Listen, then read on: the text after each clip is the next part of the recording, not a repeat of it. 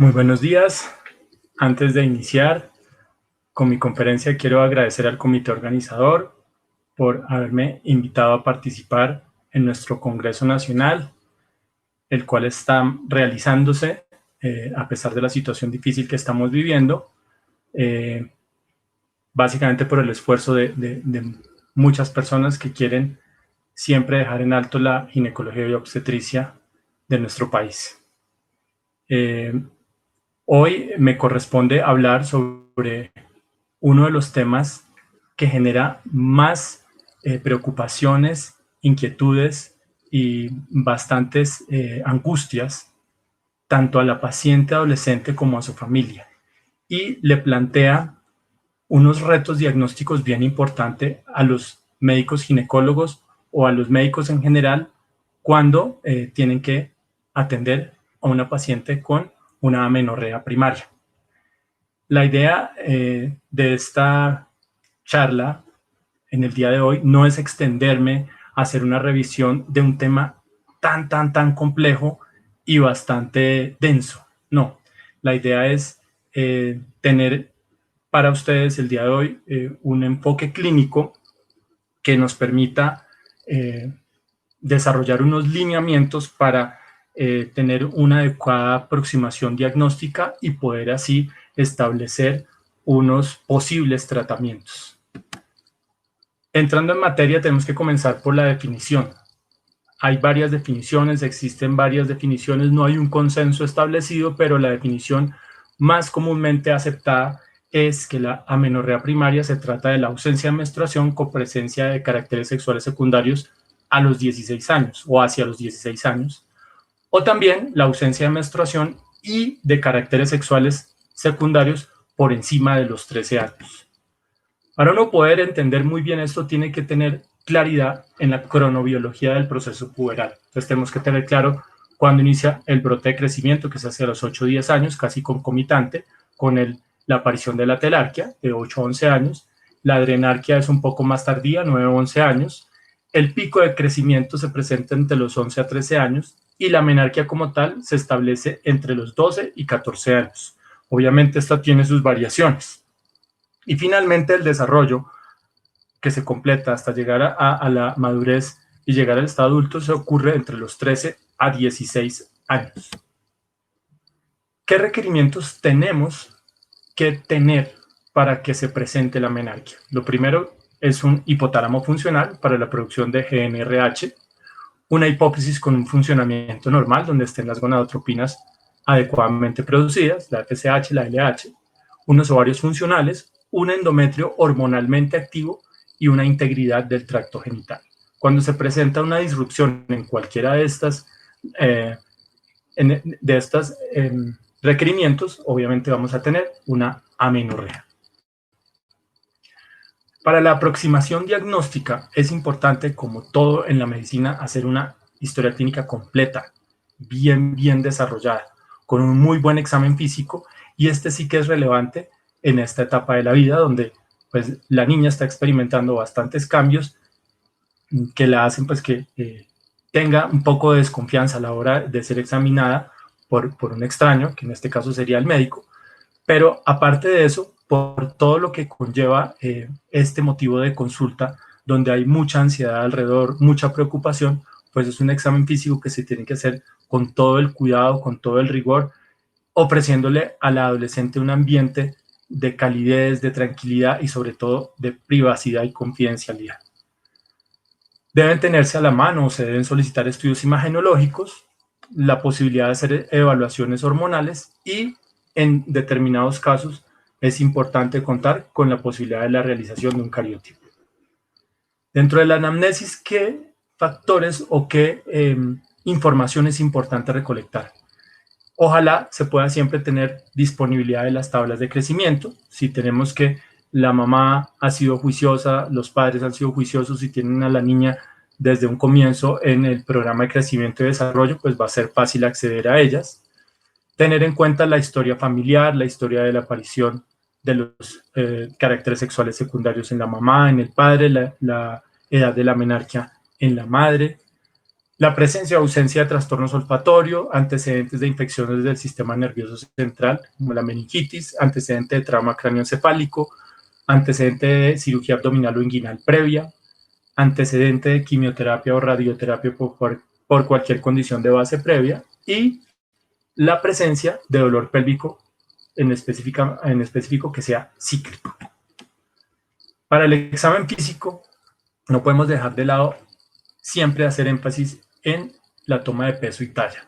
Esto sí que es relevante en los niños y en los adolescentes, donde siempre deben estar registrados estos dos datos.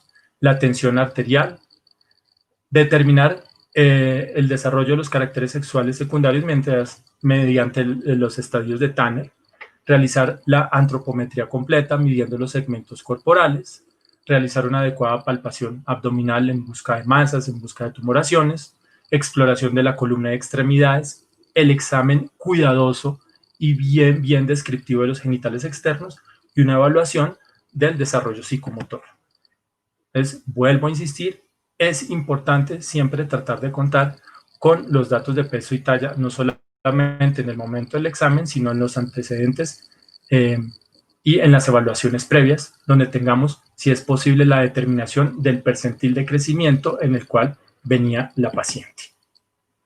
¿Cuáles son las principales causas de la amenorrea primaria? Pues se han hecho muchas clasificaciones, se han hecho clasificaciones etiológicas, clasificaciones anatómicas, sin embargo, todas terminan complicando un tema que de por sí ya es complicado. Por eso lo más sencillo y aproximado es clasificarlas de acuerdo a los compartimientos.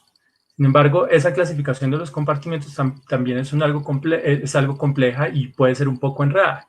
Es por eso la clasificación etiológica en cuanto a causas más sencillas sería en un grupo dado por alteraciones anatómicas, en específico de útero y vagina, segundo grupo dado por alteraciones ováricas, el tercer grupo por trastornos de la hipófisis y el cuarto grupo por desórdenes hipotalámicos. De esa manera es mucho más fácil agruparlas y poderlas estudiar. En el grupo de las alteraciones anatómicas tenemos como protagonista los trastornos de los conductos de Müller.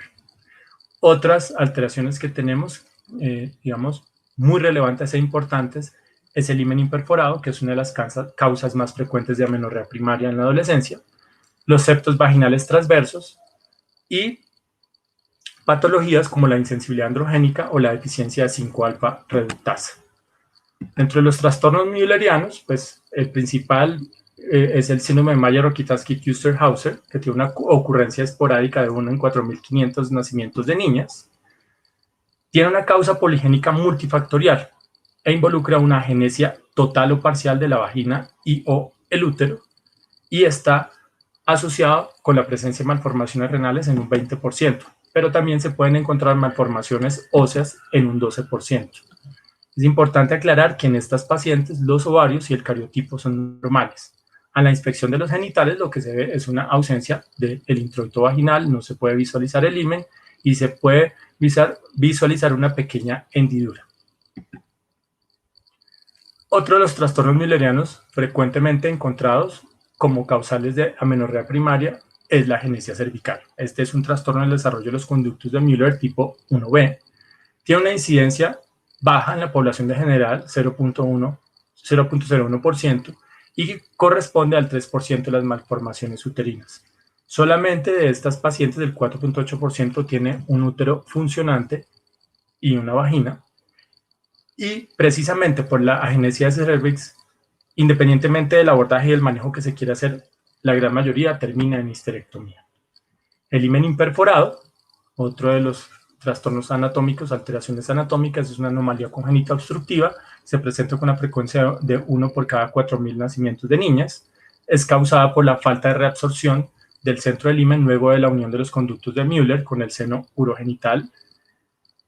La forma de presentación de este cuadro depende de la edad en la que se haga el diagnóstico. Tenemos en la recién nacida la presencia de abombamiento de esta membrana no perforada con un contenido mucoide o a veces contenido líquido, lo que constituye un mucocolpos o un hidrocolpos, mientras que ya en la adolescencia se presenta un abombamiento con una membrana de color azul violáceo dada por la acumulación de sangre, es decir, un hematocolpos.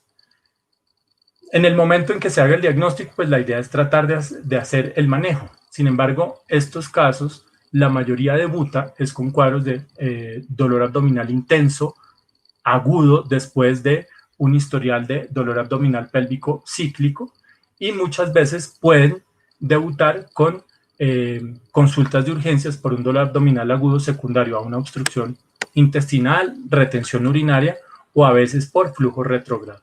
En los casos de tratamiento ya muy tardío, donde se ha acumulado bastante sangre en el tracto genital, se puede asociar con la presencia de endometriosis posteriormente.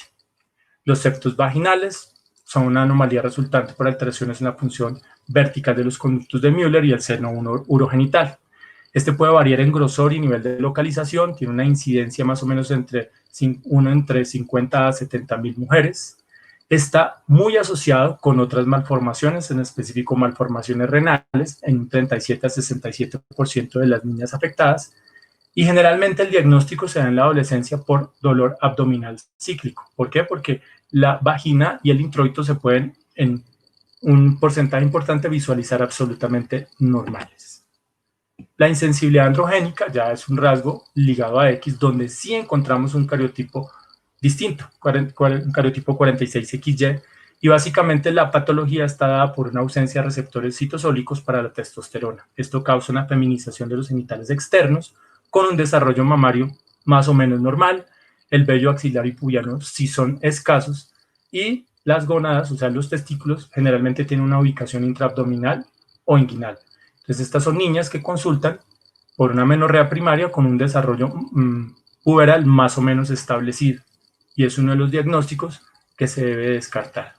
Estas testículos intraabdominales o inguinales tienen un riesgo de malignización importante, por lo cual deben tener un manejo apropiado. Alteraciones ováricas. Ya pasando al segundo grupo, en las alteraciones ováricas encontramos las digenesias gonadales, la falla ovárica prematura, el síndrome de ovario resistente y deficiencias enzimáticas. Estas deficiencias enzimáticas generalmente pueden cursar con ambigüedad genital. Una de las principales alteraciones ováricas o disgenesias que puede llevar a que se presente una menorrea primaria es el síndrome de Turner. Síndrome que se presenta con una frecuencia entre 1 a 2.500 a 3.000 niñas nacidas vivas, donde el 50% de ellas presenta un cariotipo 45X. El 50% restante tiene mosaicismos, que incluso puede incluir líneas celulares con presencia del cromosoma Y. Son niñas con talla baja que presentan una falla ovárica prematura, un fenotipo característico como lo vemos en la imagen, donde tenemos un cuello alado, piel redundante, con edema, baja implantación de las orejas, un puente nasal ancho y otras características que también muestran pues un fenotipo típico. Asimismo, se presenta con alteraciones cardíacas, alteraciones renales, alteraciones óseas. Entonces, aquí vemos ejemplo claro de la baja implantación de las orejas, el puente nasal ancho. Vemos alteraciones en el cuello como el pectum excavatum, hipertelorismo, pobre desarrollo mamario y alteraciones esqueléticas, dentro de las cuales una de las principales son las escoliosis. Las alteraciones hipofisiarias, el tercer grupo, tenemos el panhipopituitarismo congénito, que se da pues obviamente desde los primeros días de la vida empieza a hacer sus manifestaciones, la deficiencia aislada de la FSH, cuando hay una alteración de la subunidad beta de la FSH, el síndrome de silla turca vacía, que es una condición en donde hay una alteración del diafragma celar, y otras causas adquiridas. Dentro de estas causas adquiridas podemos tener la hiperprolactinemia, el hipotiroidismo. Es importante aclarar que estas otras causas pueden ser reversibles. Y en el último grupo tenemos las alteraciones hipotalámicas, dentro de las cuales las más relevantes son el síndrome de Kallmann, los tumores extracelares, la déficit en la síntesis de GnRH y dos condiciones como la anorexia nerviosa, el estrés y el ejercicio extremos, que son condiciones reversibles, pero que se presentan con alteraciones hipotalámicas que van a llevar a amenorrea. Es de aclarar que estas dos últimas entidades pueden ser reversibles y aunque en la adolescencia no se presentan como causal de amenorrea primaria de forma muy frecuente, sino más bien como amenorrea secundaria, hay casos en donde debutan con una amenorrea primaria. Síndrome de Kallmann, que es el principal de estas alteraciones hipotalámicas, tenemos que hay una ausencia o alteración de la GNRH, encontramos individuos con talla normal para la edad en etapas tempranas, hay proporciones eunucoides, por eso es importante resaltar la realización de adecuada antropometría, la medición de los segmentos corporales. El 50% posee la mutación del gen CAL en el brazo corto, en la región 22.3 del cromosoma X, cursan con anosmia o hiposmia por la alteración en el bulbo olfatorio y se pueden encontrar defectos asociados en la línea media. Hay otros tumores que pueden generar también este hipogonadismo hipogonadotrópico, alteraciones hipotalámicas, generalmente son extracelares, presentan alteración en la síntesis de GNRH, hay déficit de otras hormonas hipofisiarias y tienen una falla de crecimiento que aparece en forma tardía. ¿Por qué? Por la aparición del tumor a lo largo de la infancia y la adolescencia. Hay otras alteraciones endocrinológicas concomitantes y generalmente cursa con defectos visuales. Uno de los principales tumores, o el más estudiado que se ha descrito, es el craneofaringioma, que es de origen congénito. Este es sintomático antes de los 20 años y su pico de incidencia es precisamente en esta etapa de la vida, entre los 6 y 14 años. Cursa con síntomas visuales y cefalea y en los estudios presenta la presencia de una calcificación celular en el 70% de los casos. Cursa con pubertad retardada, con polidipsia, poliuria, hay hipotiroidismo, hay una edad ósea retardada y requiere un tratamiento quirúrgico que puede ser dado también complementariamente con radioterapia. Hay otros tumores del sistema nervioso central o lesiones que pueden generar estas alteraciones, como los geraminomas, los adenomas cromófagos, los prolactinomas, los gliomas y una entidad como la histiocytosis X. Hay deficiencias funcionales de las gonadotropinas. Esto básicamente se presenta en condiciones crónicas o enfermedades crónicas como la diabetes mellitus, el síndrome de Moriarty, patologías renales crónicas, las leucemias, las enfermedades pulmonares crónicas y muy relevantes, aunque por eso los puse de último, los trastornos de la conducta alimentaria que se ven con mucha frecuencia en la adolescencia. Estos van a generar deficiencias funcionales de gonadotropinas que pueden llegar a ser reversibles si se hace un manejo adecuado de cualquiera de estas entidades. Ya entrando en el abordaje clínico, vamos a tener que generar un flujograma diagnóstico, porque si nos hemos dado cuenta, pues son muchos nombres, muchas cosas que nos pueden llegar a confundir. Lo importante es establecer que ante la ausencia de menarquia y cambios puberales en niñas mayores de 13 años o una ausencia de menarquia en niñas mayores de 15 años, tenemos que solicitar por lo menos una ecografía pélvica, unas hormonas como la FSH, la LH, la TSH, la prolactina y obviamente también descartar un embarazo con una beta. Si tenemos una ecografía normal, con las hormonas normales y verificamos que existen cambios puberales, es decir, los estadios de Tanner están por encima del 2, hay que hacer una revisión de imágenes. Hay que revisarlas muy bien o incluso solicitar otras imágenes como resonancia porque podríamos estar ante un trastorno obstructivo. Si tenemos una ecografía normal con alteraciones solamente en la TSH y la prolactina, pues hay que dar el tratamiento y el estudio respectivo para estas entidades, bien sea patología tiroidea o microadenomas hipofisiarios. Ahora bien, si tenemos una ecografía normal con alteraciones en la FSH o LH sin presencia de cambios puberales, podemos mirar si hay una LH baja con FSH normal, podríamos estar frente a una amenorrea hipotalámica funcional, como una secundaria a una diabetes mellitus 1 o alguna otra de estas enfermedades crónicas, una anorexia, etc. Ahora, si tenemos una ecografía normal con FSH y LH bajas, ¿qué tenemos que hacer? Pasar a revisar el patrón de crecimiento y es donde vamos a revisar las tablas de las cuales hice tanto énfasis. Si tenemos que hay una falla de crecimiento de inicio tardío con diabetes insípida, hay anomalías visuales o signos de hipertensión endocraniana, pues hay que hacer una resonancia nuclear magnética del sistema nervioso central para detectar la presencia de un tumor.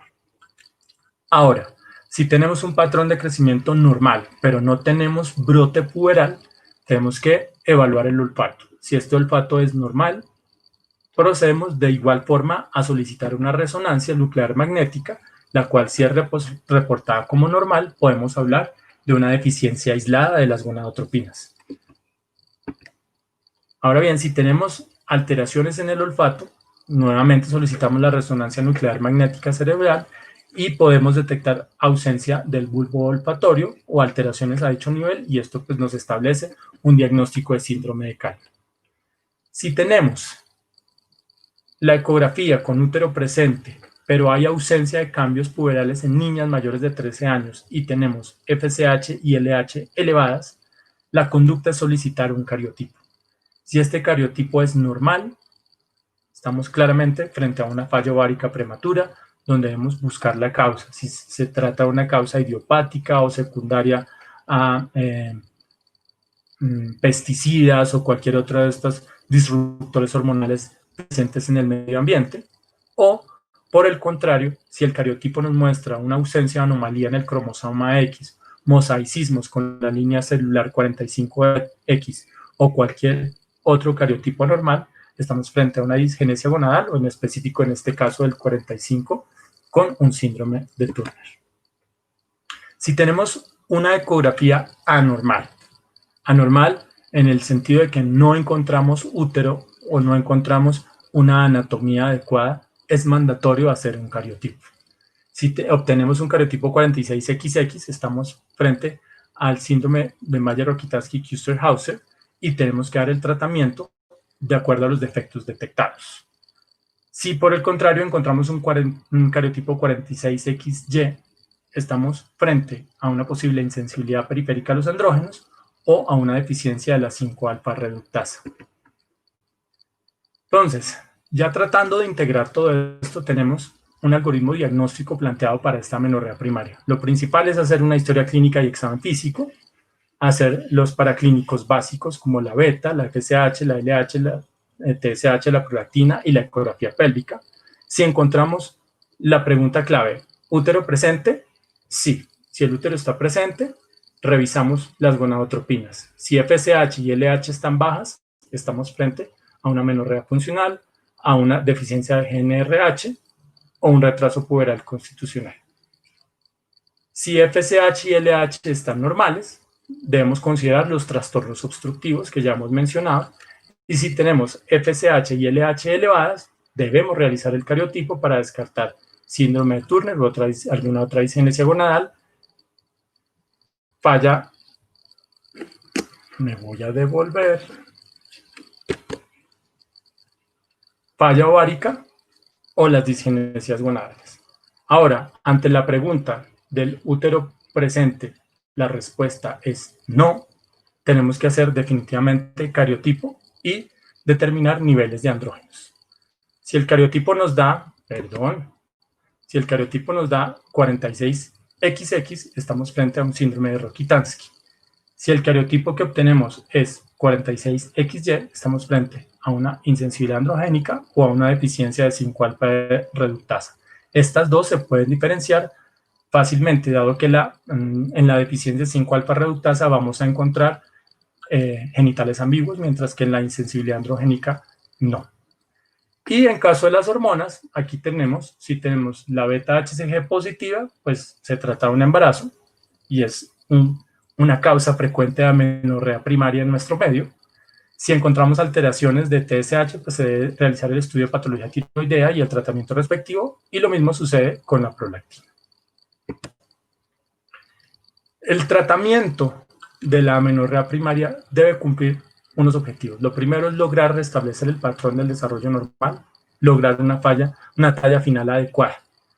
Y en la medida de lo posible debemos favorecer la aparición de los caracteres sexuales secundarios, favorecer y garantizar redes de apoyo y, en la medida de las posibilidades, favorecer la fertilidad y protegerla. Esto es con el fin de lograr una inserción adecuada de esta adolescente a su medio, a su ambiente, a su grupo de pares, que es lo que más genera dificultades y puede generar bastantes conflictos, no solamente para la niña, para el grupo familiar, sino también en su entorno social y escolar. Les agradezco mucho por la atención prestada. Ojalá este algoritmo de manejo pues, pueda ayudar a hacer que este tema tan complejo se pueda abordar de una manera mucho más práctica y sencilla y que podamos llegar a un diagnóstico para ofrecer el tratamiento oportuno y adecuado a nuestras pacientes. Muchas gracias.